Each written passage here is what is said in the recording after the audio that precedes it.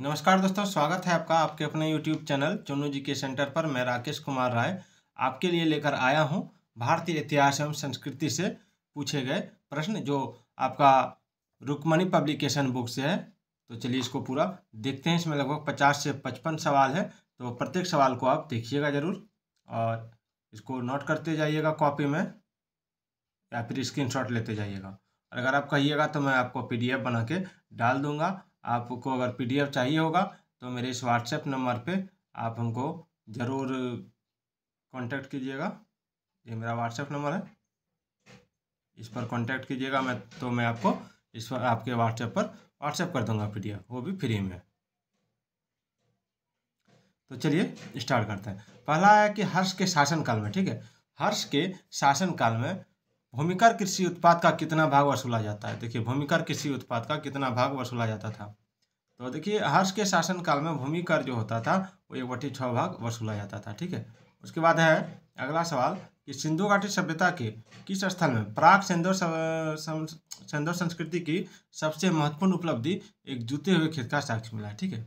आप देखिएगा कि सिंधु घाटी सभ्यता के किस स्थल में प्राक सिंधु संस्कृति की सबसे महत्वपूर्ण उपलब्धि एक जूते हुए खेत का साक्ष्य मिला है। तो कालीबंगा राजस्थान में, ठीक है, कालीबंगा राजस्थान में। किस मंदिर में शिखर का सबसे पहला उदाहरण मिलता है। तो देवगढ़ का दशावतार मंदिर गुप्त काल में, ठीक है। देवघर नहीं, देवगढ़ का दशावतार मंदिर जो गुप्त काल में बना था, ठीक है। आगे चलते हैं। बौद्ध धर्म की किस संगति में, ठीक है, बौद्ध धर्म की किस संगति में बौद्ध धर्म दो भाग हीनयान तथा महायान में विभाजित हो गया। तो इसको कहते हैं चौथी संगति, ठीक है।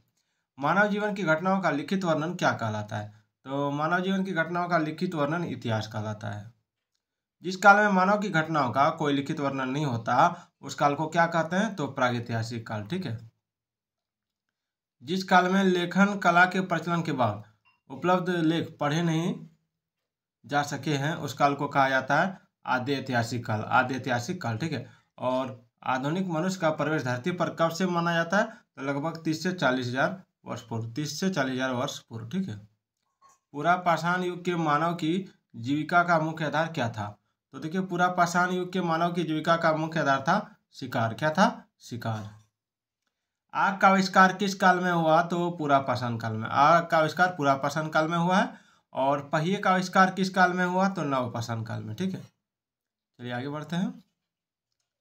अगला है कि मनुष्य में अस्थायी निवास की प्रवृत्ति किस काल में हुई। मनुष्य में अस्थायी निवास की प्रवृत्ति किस काल में हुई। तो नव पाषाण काल में, ठीक है। और मनुष्य ने सबसे पहले किसे पालतू बनाया। तो कुत्ते को बनाया। और मनुष्य ने सर्वप्रथम किस धातु का प्रयोग किया। तो तांबे का। और मनुष्य द्वारा बनाया गया प्रथम औजार क्या था। तो कुल्हाड़ी यानी हस्तकुठार। और कुल्हाड़ी का प्राप्ति स्थल क्या है। तो कुल्हाड़ी का प्राप्ति स्थल है अतिरम पक्कम, ठीक है। उसके बाद है कृषि का आविष्कार किस काल में हुआ। तो नवपाषाण काल में। उसके बाद मनुष्य ने सर्वप्रथम किस फसल की खेती की। तो सर्वप्रथम गेहूं तथा जौ की खेती की। उसके बाद है प्रथम भारतीय पुरा पाषाण कलाकृति की खोज किस स्थान पर हुई। तो पिल्लावरम 1863 ईस्वी में, ठीक है। और भारत में पूर्व प्रस्तर युग के अधिकांश औजार किस चीज के बने थे। तो स्फटिक यानी पत्थर के, जो स्फटिक यानी पत्थर के।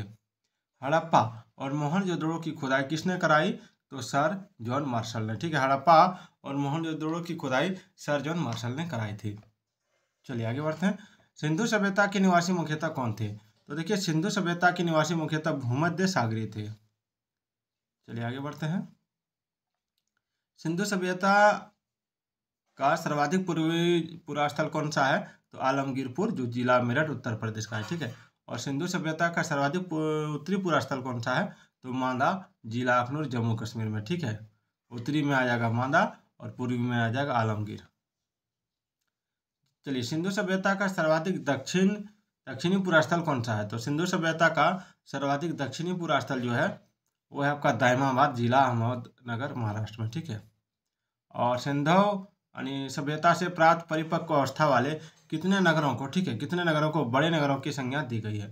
तो इसमें हो जाएगा आपका 6, जिसमें आएगा मोहनजोदड़ो, हड़प्पा, गनवारी वाला, राखीगढ़ी, धोलावीरा और कालीबंगन, ठीक है। चलिए, सिंधु सभ्यता की सबसे बड़ी इमारत कौन सी है। तो मोहनजोदड़ो से प्राप्त अन्नागार, ठीक है। चलिए आगे देखते हैं। 。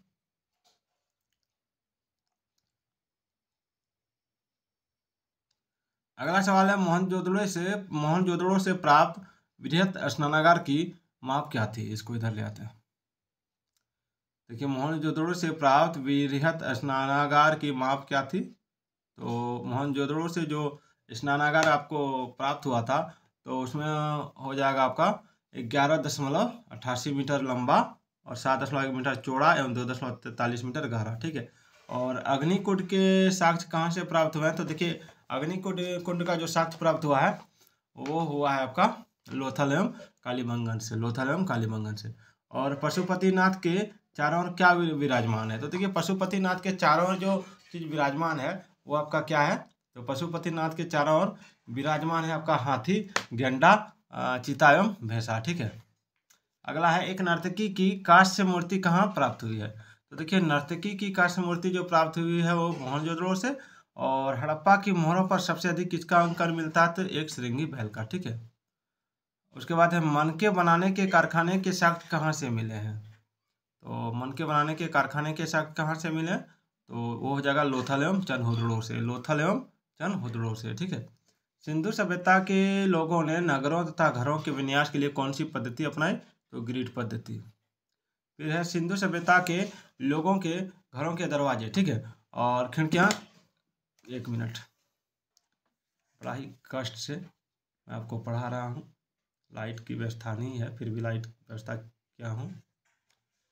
सिंधु सभ्यता के लोगों के घरों के दरवाजे और खिड़कियां किस ओर खुलते हैं। तो पीछे की ओर। और सिंधु सभ्यता के किस नगर के दरवाजे मुख्य सड़क की ओर खुलते थे। तो लोथल नगर के। चलिए आगे बढ़ते हैं। सिंधुवासी मिठास के लिए किसका प्रयोग करते थे। तो शहद का। और चावल के प्रथम साक्ष्य कहाँ से प्राप्त हुए। तो कोल्डी हवा लगभग 4000 BC से। और सिंधवकालीन घोड़े के अस्थिपंजर कहाँ से मिले हैं। तो सुरकोटदा, कालीबंगन एवं लोथल से। और सिंधु सभ्यता में तौल इकाई किस अनुपात में थी। 16 के अनुपात में। और सिंधु सभ्यता के लोग यातायात के लिए किसका प्रयोग करते थे। दोपहिया, चौपहिया, बैलगाड़ी व भैंसा गाड़ी का। आगे मेसोपोटामिया के अभिलेखों में वर्णित मेलुहा शब्द का अभिप्राय किससे है। तो सिंधु सभ्यता से। और हड़प्पा संस्कृति का शासन संभवतः किस वर्ग के हाथों में था। तो वणिक वर्ग के हाथों में। और हड़प्पा में मोहनजोदड़ो को एक विस्तृत साम्राज्य की जुड़वा राजधानी किसने कहा था। पिगट ने। चलिए सिंधु सभ्यता के लोग धरती को क्या मानकर पूजते थे। तो उर्वरता की देवी। और स्वास्तिक चिन्ह संभवतः किसकी देन है। हड़प्पा सभ्यता की।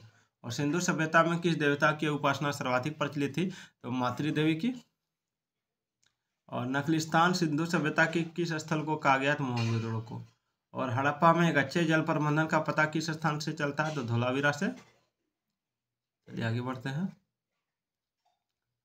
हड़प्पा सभ्यता में मोहरें किससे बनी थी। तो सेलखड़ी से। और हड़प्पा के निवासी किस खेल में रुचि रखते थे। शतरंज। और हड़प्पा के किस नगर को सिंध का बाग कहा जाता था। मोहनजोदड़ो को। और हड़प्पा सभ्यता के संपूर्ण क्षेत्र का आकार किस प्रकार का था। तो त्रिभुजाकार। उसके बाद है सिंधु घाटी के लोग किस हथियार से परिचित नहीं थे। तो इसमें हो जाएगा तलवार। और एकमात्र हड़प्पा कालीन स्थल कौन सा जिसका निचला शहर यानी सामान्य लोगों के रहने तो भी किले से घिरा हुआ था। कालीबंगन। तो ये था आपका 55 सवाल जो बार बार परीक्षा में पूछा गया है। फिर मैं आपको कल लगभग आपको 55 से 60 सवाल मैं फिर बताऊंगा। तो फिर मिलते हैं। जय हिंद, जय भारत।